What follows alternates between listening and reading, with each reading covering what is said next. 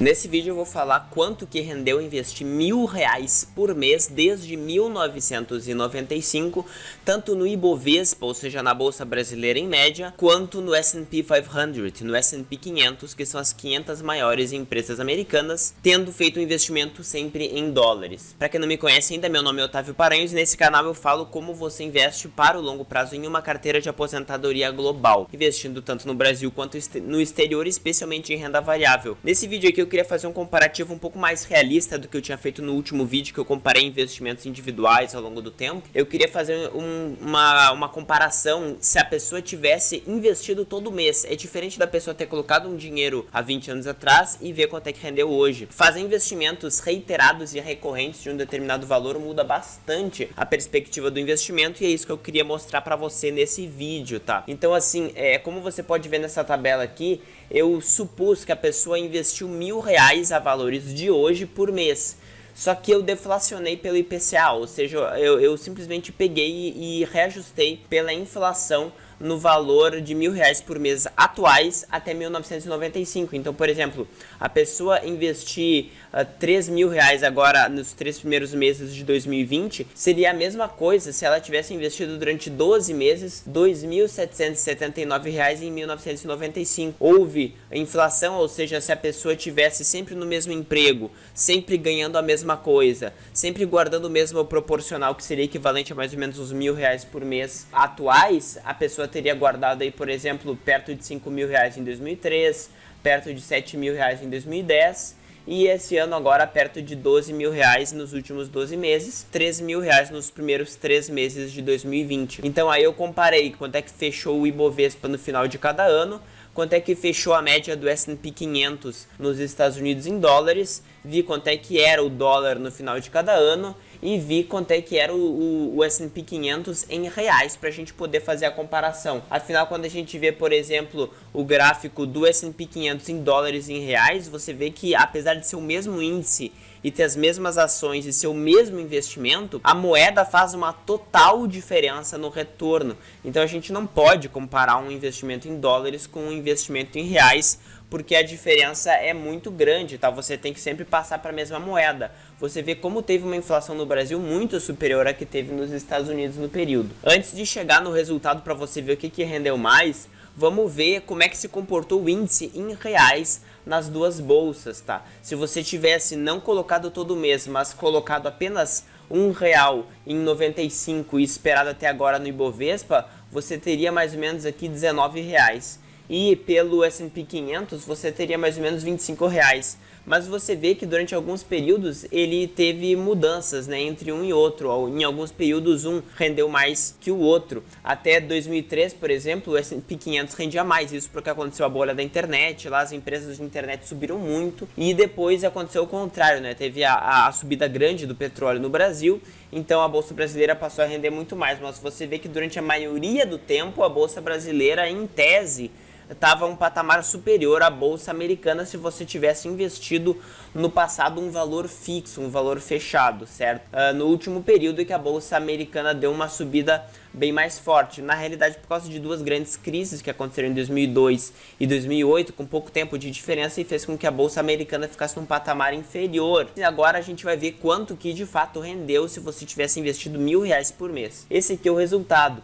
Você pode ver que se você tivesse investido R$ 1.000 por mês a valores atuais, ajustados pela inflação do passado, você teria hoje pela Bolsa Americana mais de R$800.000 e pela Bolsa Brasileira você teria aproximadamente aqui R$450.000 agora no fechamento de março de 2020, tá? Você pode ver que mesmo quando a gente vê a Bolsa Brasileira, como ela se comportou, ela sempre estava num patamar superior à maioria do tempo, isso não impediu que a partir de 2013 a Bolsa Americana tivesse um resultado acumulado, um resultado juntando todos os investimentos que você fez com os R$ 1.000 por mês, já superou o seu investimento na Bolsa Brasileira em 2013. Isso por quê? Porque durante um período maior de tempo, ela estava mais baixa em reais então permitia que as pessoas, que o seu investidor tivesse comprado as ações americanas a preços mais baixos. E isso que as pessoas muitas vezes, a gente vê claramente nesse gráfico, confundem.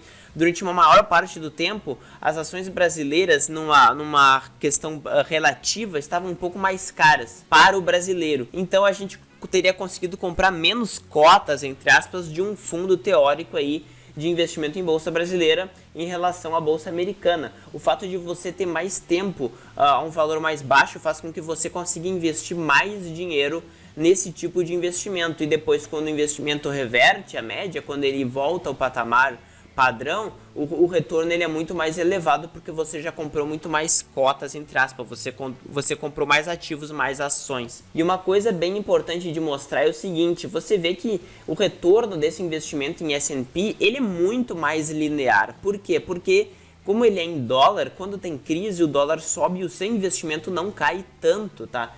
E é exatamente isso que eu vou mostrar para você agora. O Ibovespa em reais teve quedas muito bruscas. Aqui a gente não vê direito, mas teve uma queda muito brusca em 2002, queda muito brusca em 2008, uma queda muito brusca em 2020. E isso não acontece quando você tem um investimento no exterior. No exterior, as crises são muito menos perceptíveis, porque quando tem uma crise o dólar sobe, então isso fica ajustado.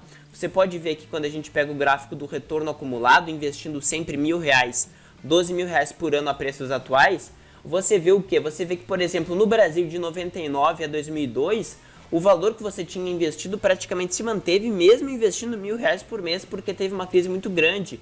O Ibovespa saiu de 17 mil pontos para mais ou menos 11 mil pontos no fechamento do ano, enquanto que na realidade nos Estados Unidos o índice, apesar de também ter caído mais ou menos pela metade, de 1.400 pontos a 800 pontos, em dólares, como o dólar se valorizou de 1,78 para 13,41 por causa do risco dos países emergentes e tal, o seu investimento teria subido, apesar da bolsa lá ter caído. Então a bolsa caiu lá, mas o dólar subiu, então fez, por exemplo, com que você tivesse R$39 mil investidos em 99 nos Estados Unidos, você teria R$60 mil investidos em 2002, apesar da bolsa ter caído. Isso é bem interessante. Quando a gente olha, por exemplo, o período posterior, claro que depois tem um retorno à média, e o investimento no Brasil teria subido muito mais rápido no período posterior em relação aos Estados Unidos.